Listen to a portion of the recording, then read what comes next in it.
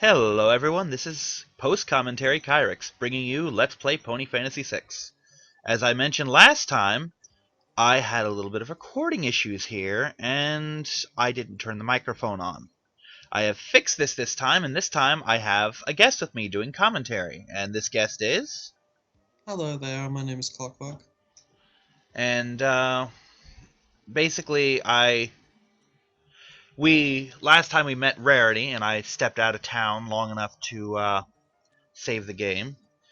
One of the things I mentioned last time is that this town, Thamersa, had the highest in cost, and now that we've met Rarity, it has the lowest in cost. Element of generosity indeed. Speaking of Is which, that here she is. annoying as well?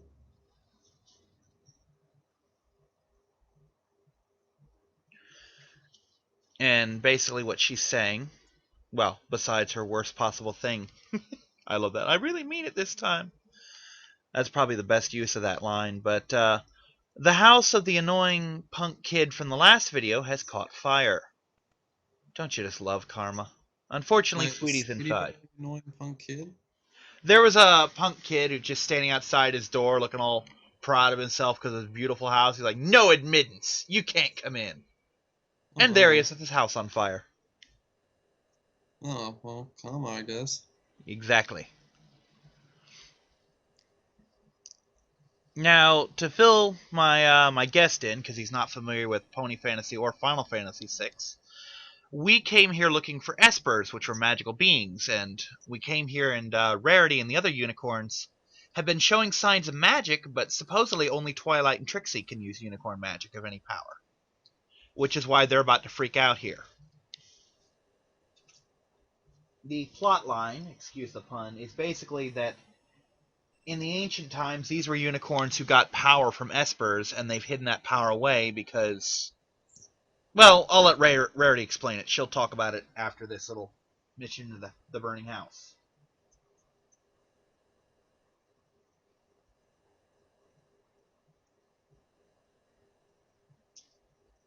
I still maintain that if they all cast the spell at once, it would work a whole lot better instead of one after the other, like they're doing.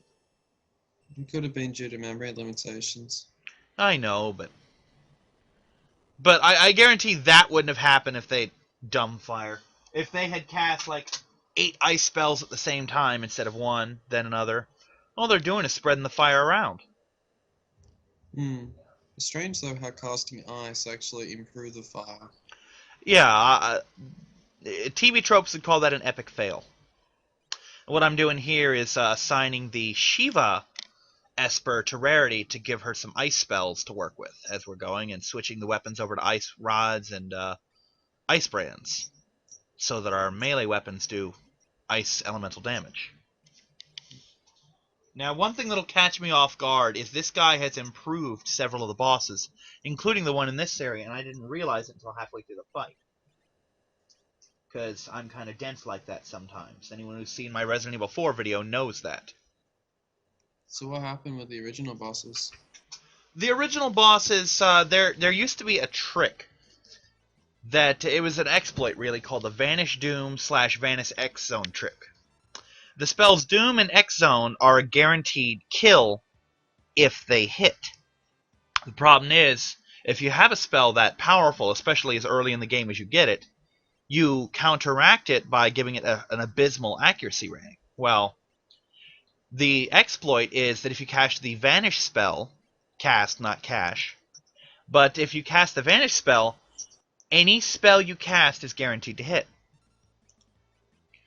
So putting 2 and 2 together, if you make them invisible and then hit them with Doom, or better yet with X-Zone, because that works on Undead, it instantly kills them and makes any boss a joke. And 99% of the bosses can be vanished. There are some I that can't, see. like Kefka, you know? Oh, I see. So essentially it was, essentially it had like a pretty much a luck-based chance of killing any boss in the game. Supposedly they were programmed to dodge the spell unless they were invisible, you know? Oh, I Well, one of the see. first things this game did was take that out. It also Well, that's tweaked several bosses to make them harder. For example, Vanish is no longer compatible with Doom and X-Zone. It'll still hit them, but it has the normal accuracy rating, you know? It's not a guaranteed hit if you doom somebody or X-zone them while they're invisible anymore. I see. And there's a bunch of enemies which we won't be seeing for quite a while, even in the videos that I have recorded.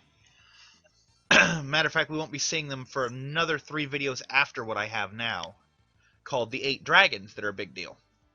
And the 8 Dragons are pretty decent bosses normally, but they've been amped up to ridiculous levels. Each one of them has been given a special ability. Like, for example, there was one called the Dirt Dragon. You would beat him legitimately by casting Float or equipping Gaia Gear, which absorbs Earth attacks. So if he quakes, if you're in the air, it'll miss you, and if you got the Gaia Gear, you'll just absorb it. Well, in this, Gaia Gear doesn't absorb Earth, it just reduces it. And if you're in the air, he has a spell that will slam you into the ground for massive damage and cancel your float. Well, I suppose at the very least it does add a bit more strategy to the game, because finding exploits like that can just make the combat seem too simple. Well, there's also the fact that he hits like a truck on top of that. And the levels of all the 8 dragons have been amped up. Normally, you could beat this game at level 60. Final Fantasy VI, that is. In this game, the 8 dragons average in the level 60 to 70 range. So they're immensely powerful. Basically, each battle with those dragons can take up to an hour. My strategy is simple. Keep hitting them until they run out of MP to cast their healing spells and whatnot, and then start the real fight. So the dragons actually have MP as well, they can't infinitely cast their spells? Right. But they may as well. Let me put it this way. Your maximum MP is 999. I fight a boss in the next video with something along the lines of 15,000 MP, or something like that. And as you can imagine, that's quite an uphill battle to whittle his MP down to nothing. I remember there was actually a few episodes on Pop Fiction about Final Fantasy VI. I wouldn't know. I've never even heard of that. But Well, Pop Fiction is a pretty cool show on I forget the name of the network exactly, but essentially what they do is they either disprove or prove correct various myths in gaming, things such as the nude large sheet, the ability to hire that one character that apparently dies at one point during the game just when you get control of him and he gets killed by Kefka later on. General Leo. Yeah, I actually mentioned that in the original recording here, because we're going to go through that. I don't know how I did it, but I distinctly recall when I used to rent this game that I actually got him out of the town, which should be impossible. I had to go back in to advance the story, but I distinctly remember wandering the world map as General Leo for a short time, like 2 minutes or so. Yeah, you can actually, apparently yes, you can actually have him join your party, but once he does, in order to continue the story, he has to die. There's no way to continue otherwise. So it was just it's less of a big deal in this game because he had a bunch of cool stuff on him, but he had an exclusive ability called Shock, and he was the only one who did it.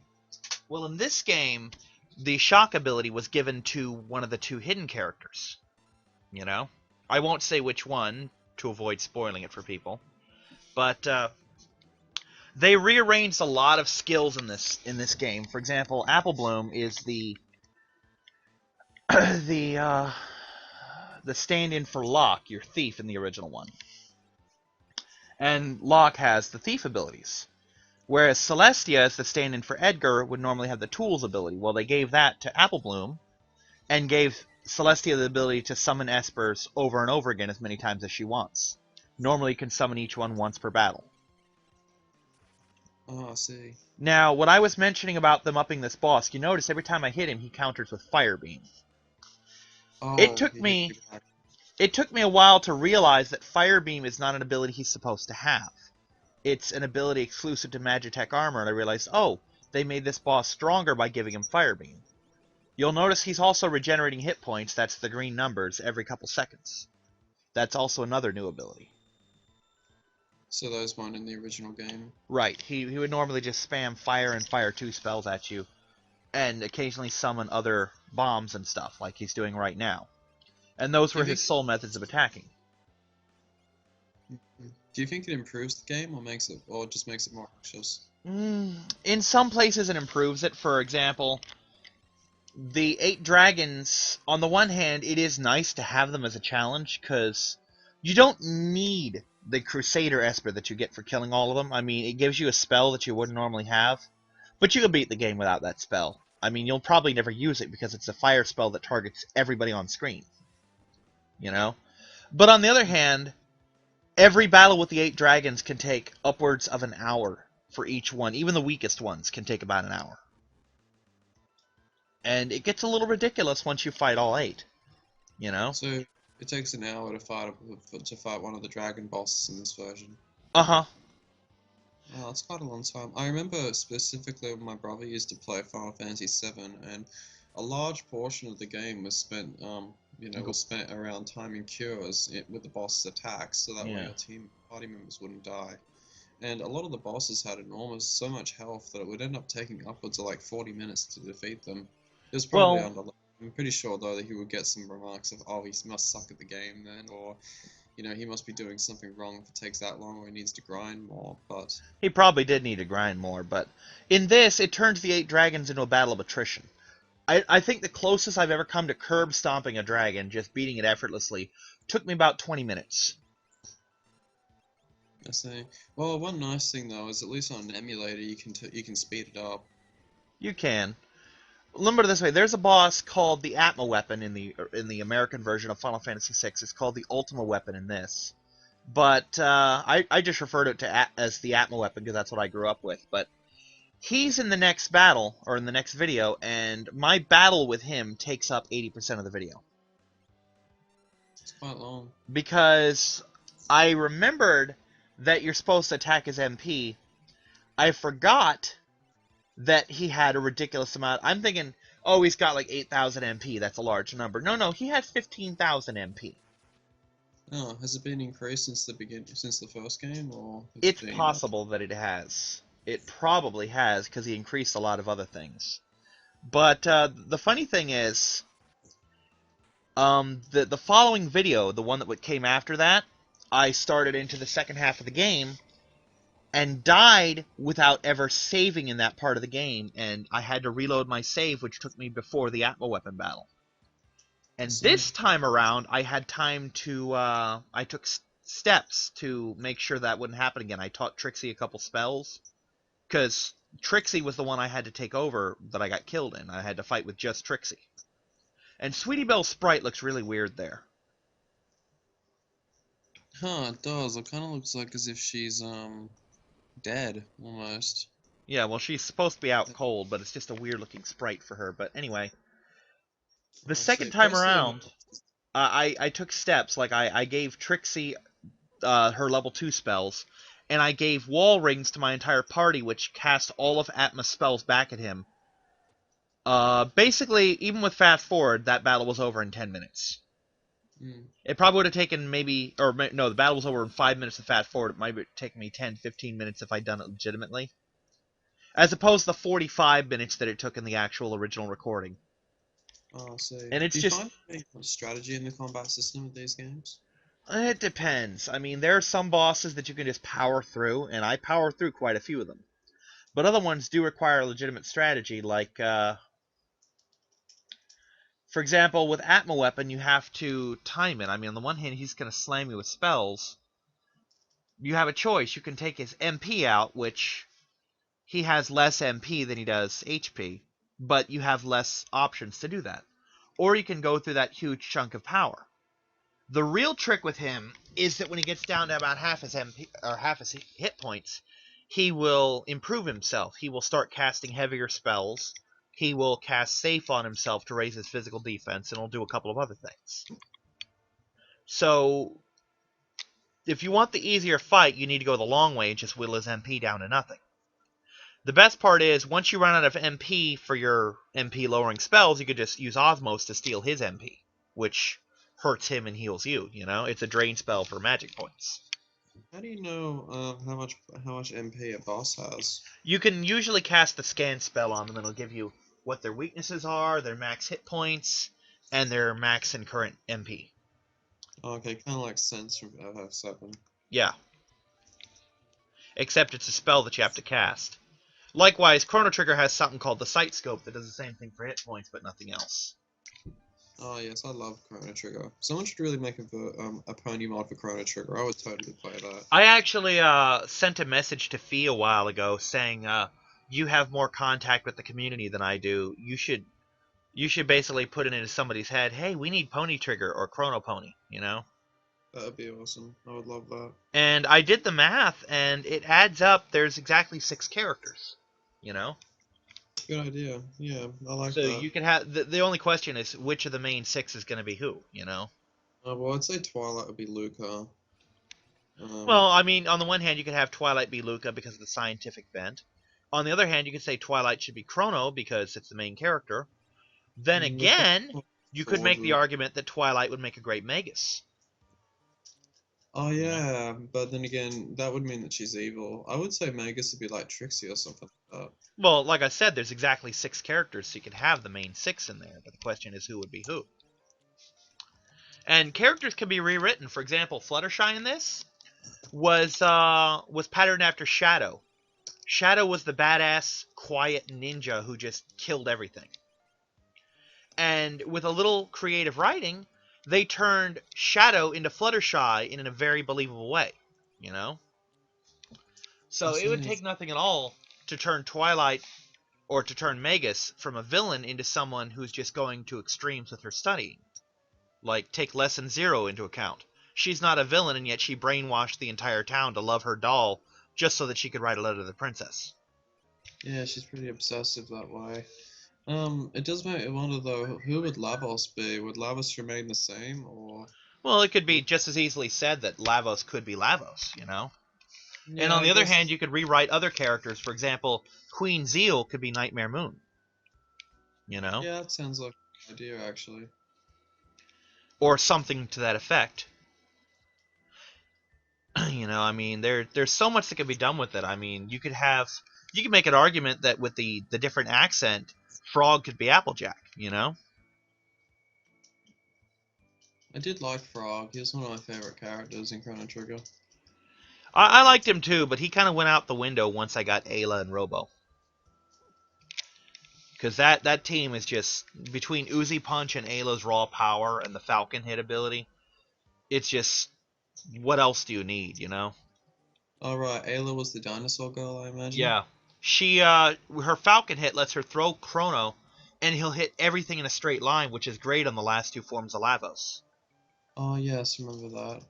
So, Yeah, I like final boss music and as then you well. got Robo's Uzi Punch, which just, I believe, pound for pound, it is the strongest single target attack in the game. You know?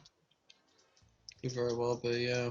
So, It's been so long since I played Chrono Trigger, but damn, it was a good game, and I think it it's was. aged well too. It took forever for a game to finally replace that as my favorite game. And the game that replaced it is one that I'm going to be doing as a Let's Play. It's Star Ocean: The Second Story. Oh, I see. Yeah, my brother. I was watching my brother play Star Ocean: Last Hope, but he didn't really care much for it. It was the PS3 one. Yeah. Have you played that one? No, I went through a period of about 8 years where I completely boycotted everything that Square Enix ever did. Oh, why's that? It actually has to do with Final Fantasy. Now, I had never played Final Fantasy X because I didn't own a PS2. But then Final Fantasy X did the unthinkable and came out with a sequel, a pure sequel that was Final Fantasy X-2. Well, so I don't think that's the reason And the why. thing with that is, the thing that always made Final Fantasy different is the fact that there were 10 different games, but none of them were the same. They were all self-enclosed games, you know? I think I don't see any problem if they're expanding on the story. In fact, I kind of think that it gives more of the characters in each game a little more weight, because if a story is going to be forgotten or not in the mainstream media because it never will have a sequel again, because they're done with that world and story, there's no point in even thinking about it anymore, aside from fond memories. Well, Well, I the think thing that is, the happening. problem with that thing is, you don't need the sequels for the games have been pretty poorly received in general. Like, Like, for example, Final Fantasy X-2. Once I played that, I realized that wasn't really a sequel. That game is derogatorily referred to as Charlie's Angels Final Fantasy. Oh yes, I've seen a lot of pictures of the characters, and they do resemble the Charlie's Angels. I will say though that 13.2 got some very positive reviews. Which one did? 13.2. Well, the problem with 13.2 is it wasn't really a sequel. It was just the other half of the game. Yeah, but There, 13.2 was actually yeah. considered like the what 13 should have been, pretty Yeah. much. Well, the thing with that is they were in such a hurry to release 13 that they only released half of it and then released the other half of it as a sequel. You know, Mm. or at least But that's what I've heard. I don't know. I personally think that when they spent like the first 20 hours just teaching you how to play the game, they must have been taking their time for. I don't really see that as a good excuse considering how slow paced the game is.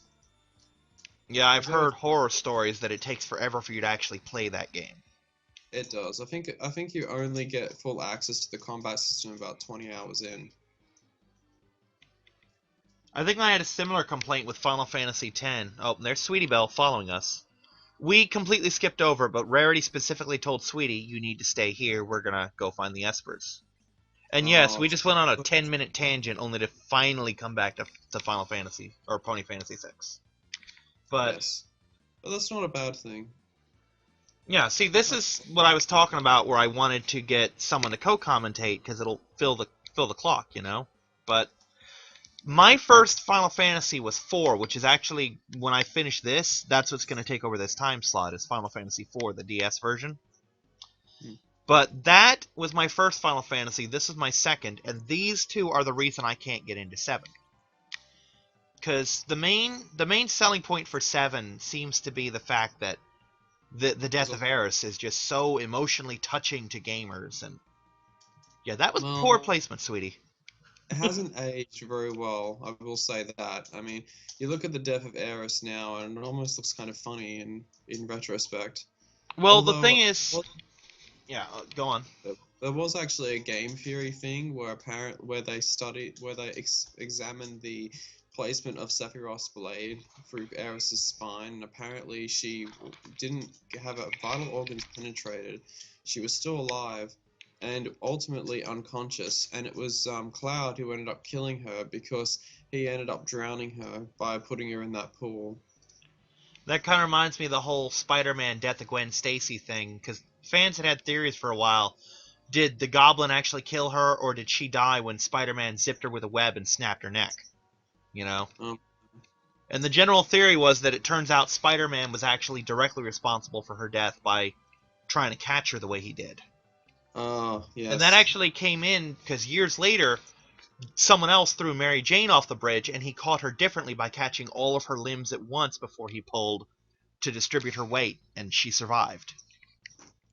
I see. That But is what we're interesting. going over here is that there were 3 goddesses that were cast down to Earth and created the Espers, and these statues tell their history. That's pretty cool. And they have quite a bit of magic of their own. The theory that Twilight and Rarity have is that the magic they're radiating is acting as a beacon to the Espers that have escaped, that we're looking for.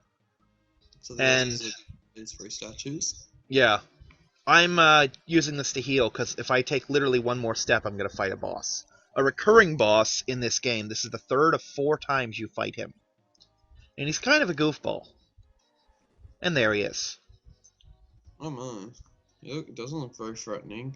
He He looks doesn't, and he's not. This is probably the hardest of the 4 fights. I got stumped quite a bit on this as a kid because I didn't know how to freaking grind, you know? Anyway, this is Ultros, which my viewers that I don't have already know this. But his weakness is fire magic, so you're going to see a lot of that. And I'm looking with Rarity, just hoping in vain to find a fire spell that I know she doesn't have, so... So I said, okay, screw it, I'm just going to equip a fire rod and go to town on him. That's cool, so you can equip different weapons during the fight. Yep. In Final Fantasy IV, you can do the same thing, but it costs a turn to do so. But like I said, for me, the death of Eris never affected me, because I grew up with Final Fantasy IV. If you've never played Final Fantasy IV, every single one of your characters almost without exception, is either dead or presumed dead at some point during the game. And when literally every one of your party members that you grow attached to, you have a moment where you think they're gone forever, when that happens, how are you gonna...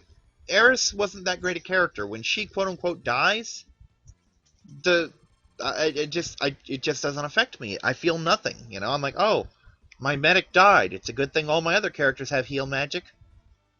Yeah, I must say it definitely does affect. Well, a lot of the time when gamers play a game, the attachment they form of a character can also be directly linked to their in-game benefit. Like if you have a character that's with you for the entirety of the game, and she's has horrible AI and really stupid all the time, chances are you're not going to feel too much for her, or you're going to get just frustrated. Like in Final Fantasy V, for example, the AI was horrendous for your AI partner. Well, you didn't have So, an AI partner in Final Fantasy V. You're probably thinking sorry, of so Mystic's Quest. Resident Evil 5.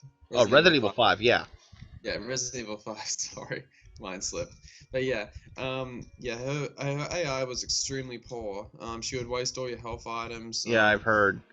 Yeah, she was pretty awful. She was reasonably accurate with weapons, but you would only give her a sniper rifle because she only fired one shot at a time, even with fully automatic weapons. And playing on pro mode was impossible because she healed you too slow before Yeah. you bled out.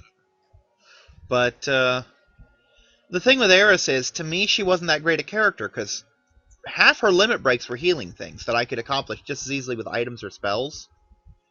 Meanwhile, that limit break I could use a different character that actually damage the boss and get it killed sooner, and I wouldn't need to heal. I mean, I've had she was a sweet girl and all, but I was never that attached to her, you know? Yeah, I just got the feeling that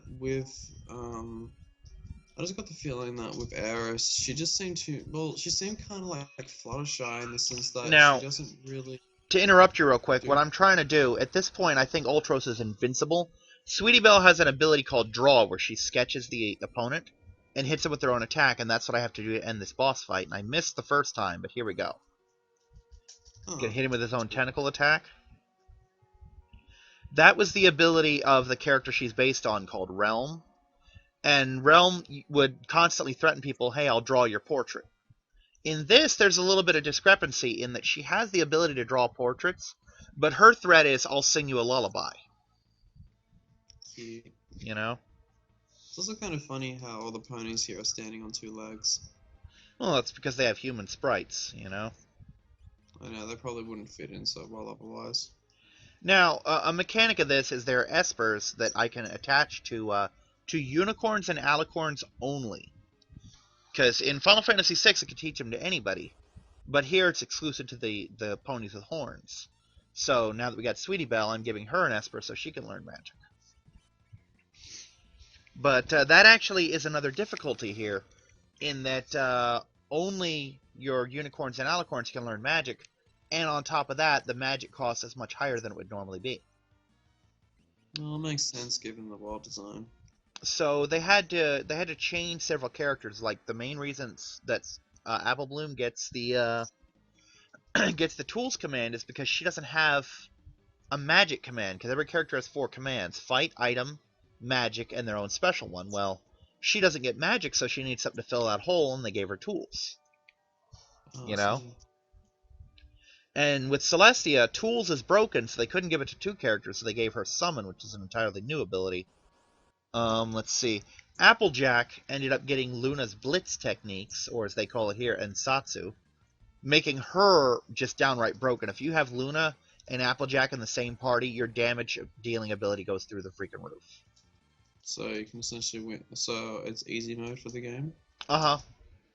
But the problem is it requires button commands, like, for example, left, right, left, A, or like firing a Hadoken, or up, up, down, down, left, right, you know?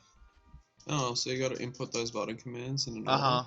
And if you'd ever seen my other videos, it's kind of a running gag that I cannot for the life of me put those buttons in. I just can't. I So you botch wouldn't like put those 80% of my entries, so that's why Luna isn't in any of my parties. Unless I have to have her, because she's powerful, but her main power is in her blitzes, and if you can't use them, she's going to waste. So I'd rather not use her at all. So I take it you can't play Street Fighter very well. I can play Street Fighter just fine. This game's just real twitchy with how it accepts commands. Oh, I see. But I guess I was using keyboard, but let's see. keyboard should be easier in a way. Fluttershy and Rainbow Dash both got the soar command, which is basically jump. You know, I actually think that no, Fluttershy doesn't have soar. She has stare, which is the control. It basically lets her take over an opponent, which is actually an ability that Realm had, which was who Sweetie Belle is. If you gave her a special item, well, Realm or Sweetie doesn't get that because Fluttershy has it. Ironically, Scootaloo does get soar, which is funny because she can't fly. Mm. Oh yeah, that is pretty strange. Yeah, now, originally I intended to just go straight to the Espers and skip all these items, but I kept picking the wrong hole to fall down and I ended up getting all the items anyway. My original mindset for just skipping out on the items was going to be that they're only good for Rarity and Sweetie Belle anyway, and I don't tend to use them very much. Mm. So they were skippable without hurting me, but my stupidity got them for me anyway, so there they are. See, I remember actually, I remember looking at the Let's Play by Dawn somewhere, and he was talking about the differences in the story, because there were a number of differences in between the place. Well, not on the character placement, of course, that's obvious. Oh, But there is actually difference in where the secret characters are placed. I actually had to look it up on YouTube to find them because they were so... They're not well hidden, but they're hidden in places you're not likely to ever go to again. You know? well, tracking to get to them. So basically, they're in places, they're actually in plain sight, but you never think to go to those places. You know, if you did, you'd find them immediately. But one of them is hidden in a rock on the or on a mountain rather, that is in the area you start the second half of the game in, and the other is hidden in Themersa at a grave of General Zakura, which we already spoiled. She's going to die, Oh and no. you never have reason to go back to those places. So it's not something you just stumble across. The character who's hiding on the rock would normally be found inside the belly of a monster called the Zone Eater. Instead, they put one of the 8 dragons there, which is a really nasty surprise when you're expecting to find a hidden character and there's a freaking dragon sitting there waiting to kill you. Gee. So are the big dragons, are they just a side quest, or are they think something that you must do to complete the game? If you want 100%, you have to kill them, because they, like I said, they have an Esper that has the last spells you need.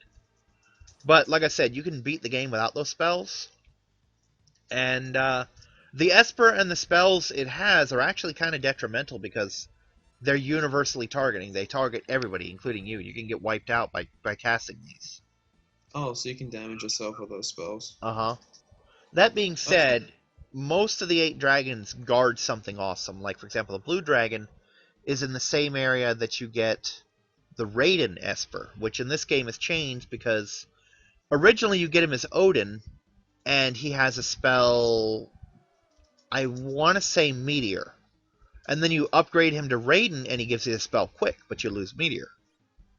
Well, awesome. in this, Raiden has Meteor and Quick, so there's no reason not to level him up immediately. Oh, Meteor is the spell that ends the Earth. I mean, that's going to destroy the world in Final Fantasy VII.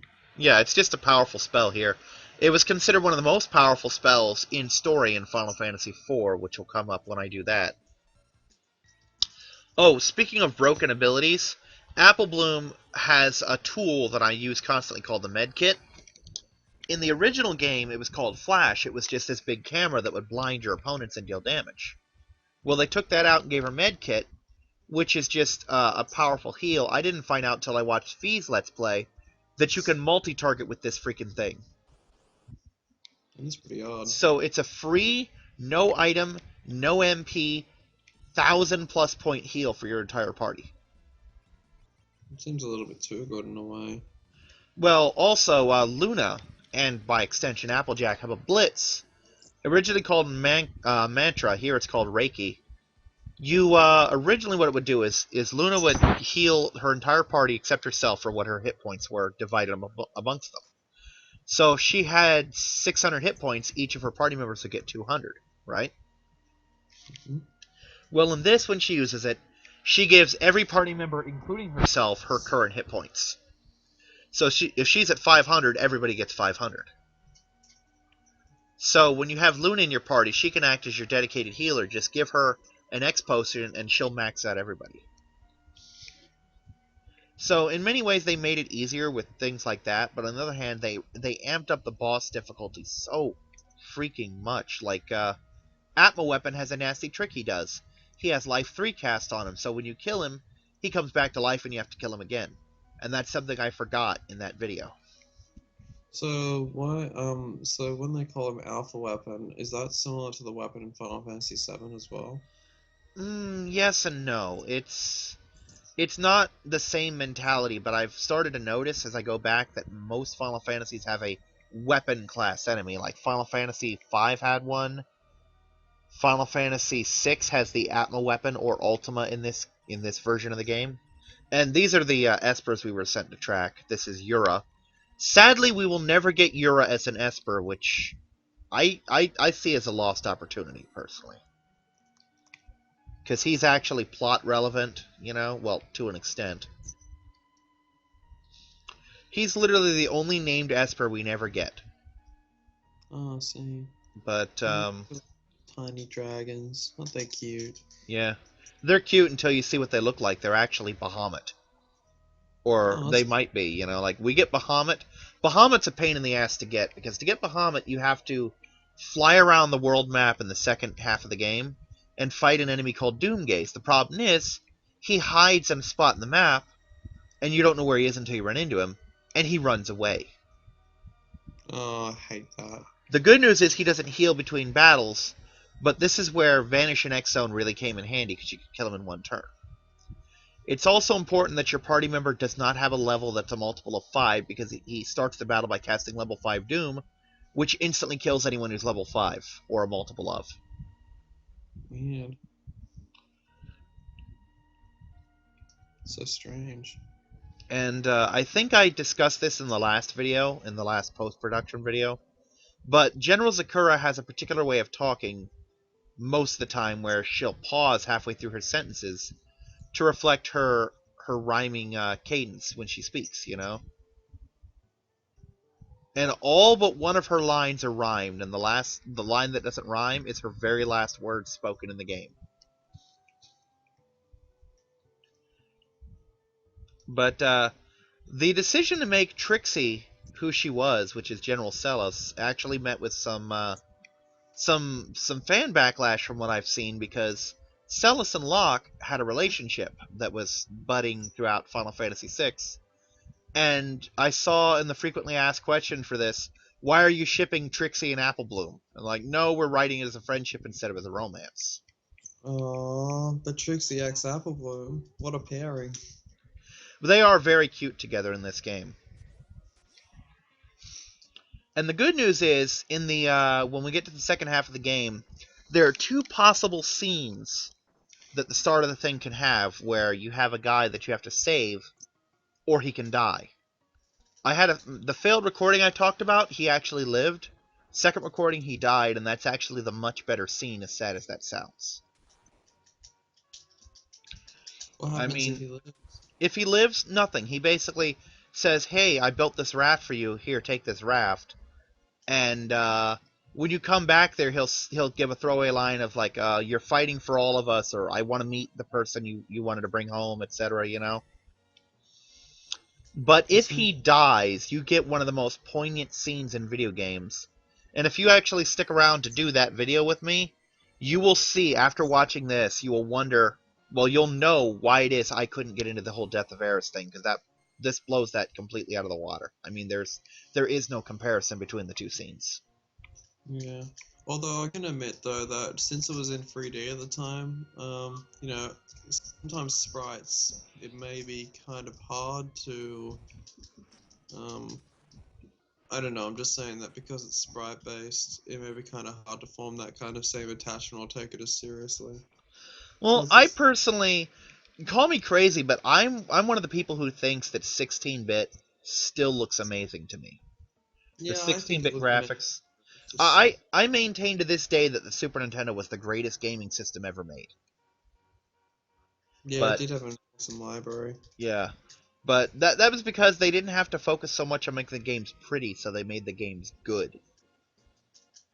If this game had been made today, I don't think it would be as good because they'd be focused on, oh, look at the way we're rendering the graphics and look at this background, and nobody cares. Just make it a good game. That'll Oh, speak for actually, I itself. believe Ego Raptor did a really good series thing called Sequelitis on Mega Man, and he was explaining about how old games, had to teach their gamers through gameplay, Um, to Let teach me them how to interrupt play. just a second. The ability I showed off, I'm showing off Sakura's abilities. The shock, like I said, was originally exclusive only to General Leo.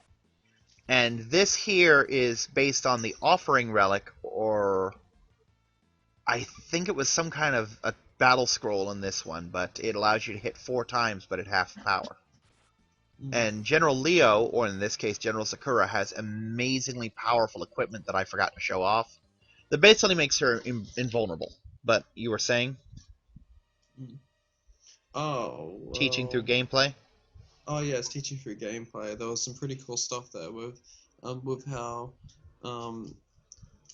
how the. Oh, and Gilda's the Emperor. Oh really? Oh. Yes. And they made her so entertaining because the original Emperor was just this old man, and they turned Gilda into exactly what she was, where she's just got fun dialogue, you know?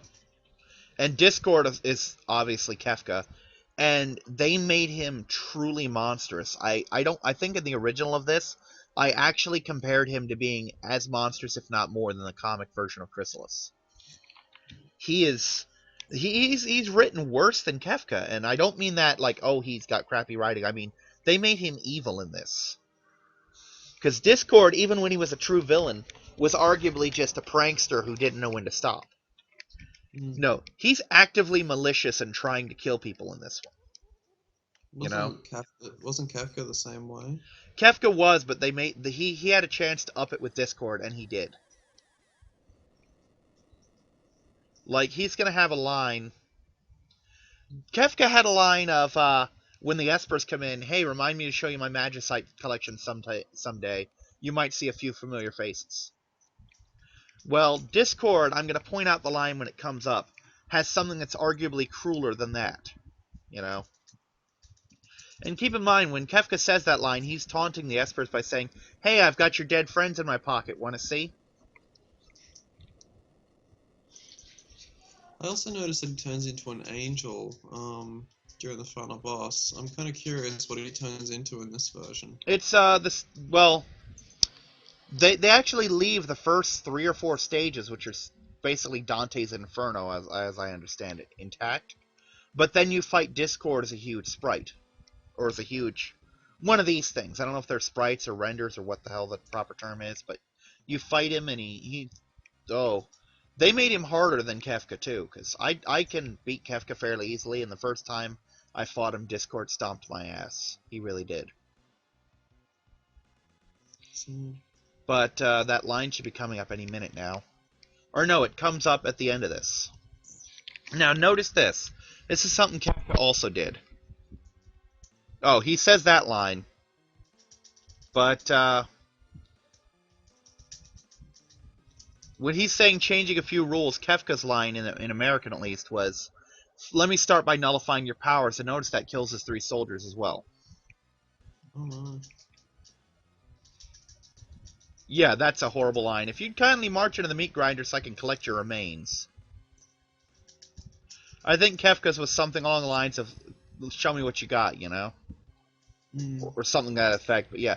Kefka, he's not... The guy who did this was not at the vulnerability of Squaresoft censors from the year this was made. Because they had to censor a lot of dialogue. So Discord comes off as much meaner than Kefka. I see. So when it comes, so was there a lot of census in the English language version of the game compared to the Japanese one? Well, yeah, because they were censoring the Japanese from the English. I see.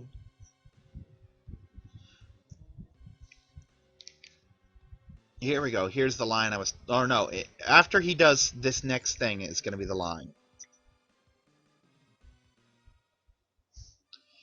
Here he just randomly kills them all at once, the ones that are left.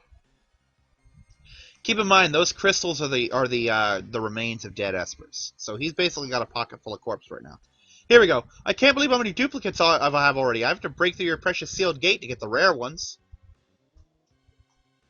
He's basically turning genocide into a frickin' card game to him, you know? Gotta break open the booster packs, get the rare ones. Genocide, the card game. Yeah, pretty much. My goodness, I just came up with the most morbid idea for a game. So horrible.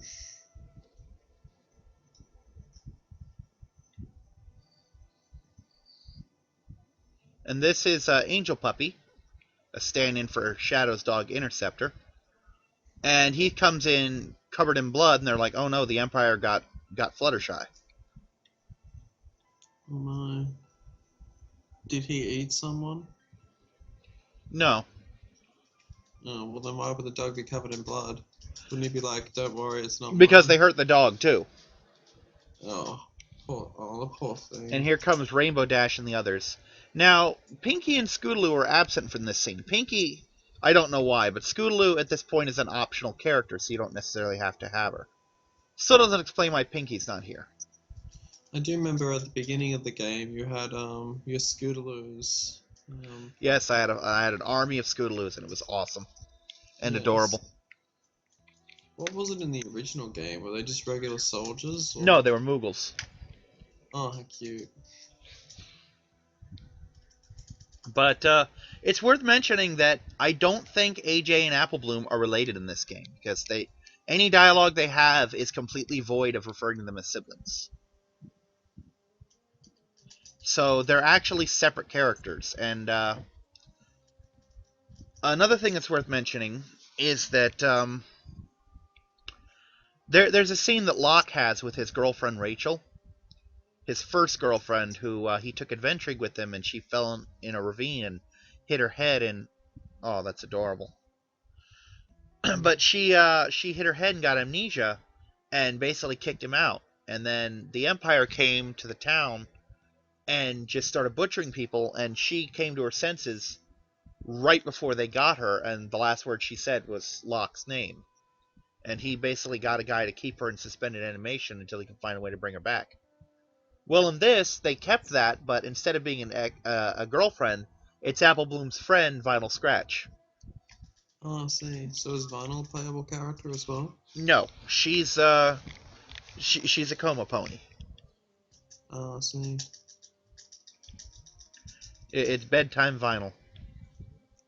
It's interesting just how much you can fit pony into just about every word. Like, if you said, for example, coma human, it doesn't sound so good compared to coma pony. Well, the only other word I can think of was from Scrubs, Tasty Coma Wife. I'm like, no, that's not quite it.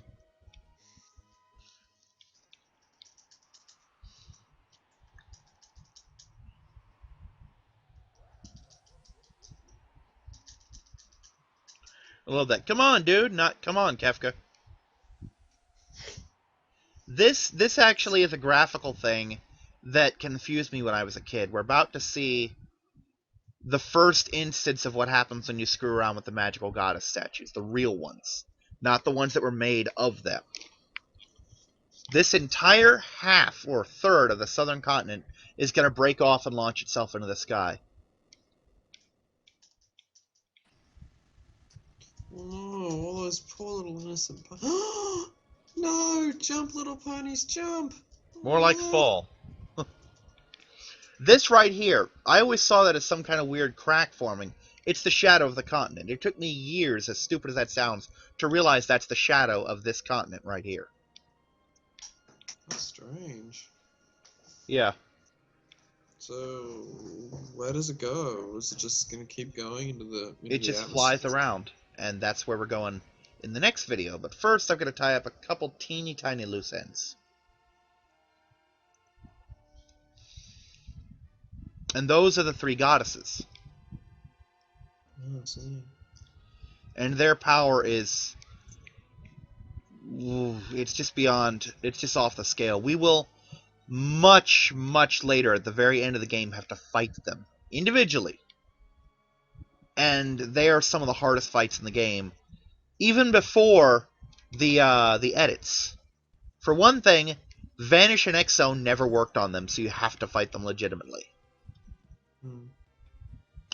But this is me showing off a couple things. I'll try to remember what they are. First off, in the last episode, I did some diplomacy to get the Imperial troops to pull out of this castle, which is where we found Applejack, Sweet Apple Castle. And I came here to get a couple goodies that I was unable to get due to the fact that there were dead ponies in the way. And they're not great items, but they're items that I don't have and I want them. So that's why I'm here. I am kind of curious. Out of the two games, which would you think is the best? Of the has the best story or best written script? Of this and 6, Yes.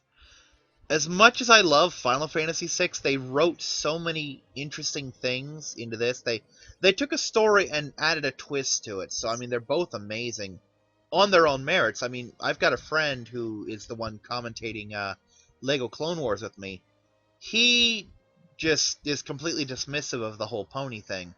But even he admits that from what he's seen of this, which is very little, it's very good. It's a very good rewrite. I mean, it's more than just a respriting. They did rewrite a lot of things. They altered several mechanics. A lot of work was put into this, and it shows. It's a very good game. Mm. And this is the harder of the two games when it comes to bosses. It just is. Now, this is me showing off. I've said several times I'm going to do all my grinding in the second half, but if you were to grind in this version, in this half of the game, this is where you would grind to get your spells up. This one little triangle island has an enemy who is worth 10 magic points, and the magic points are okay. To give you an example, there's an Esper called Modouin who teaches you Fire 2, Ice 2, and Lightning 2. And he teaches them at a rate of 3, and the object is to get to 100. Well, these are worth 1 magic point, so I would have gotten 3 towards each of those spells. 10 is the most you can get, which means I would get 30 to each of those spells, meaning just 4 battles and I'd have them maxed out. This is the enemy. It's called an Intanger. As you can see, it's invisible because it's asleep. And because it's invisible, it would be vulnerable to spells like Doom in the original game, but not in this one. Now, the problem is, even in the original game, if you cast Doom on it, it wakes up, casts Meteo, and dies. And that Meteo can kill you. So every battle with it is an absolute gamble. It's just rolling the dice, and it's just not worth it to me because all I have to do is wait a couple videos, and I can grind up every spell in the game in minutes with almost no danger to me, you know? But I felt obligated to point this out to anyone else playing, you know? Just seems strange. What does the creature look like if it's invisible? It looks like a behemoth if you watch the video where I fight one. I might actually run into one on the floating continent, but this is me just going through a checklist. I've done the auction house. There's nothing here, nothing there. I think this is where I set down, so I'm going to do my little outro. This has been Kyrix with Let's Play Pony Fantasy VI, doing post-commentary. And I've been here with... Clockwork. So, that should more or less cover it for this playthrough. And I will see you again next week.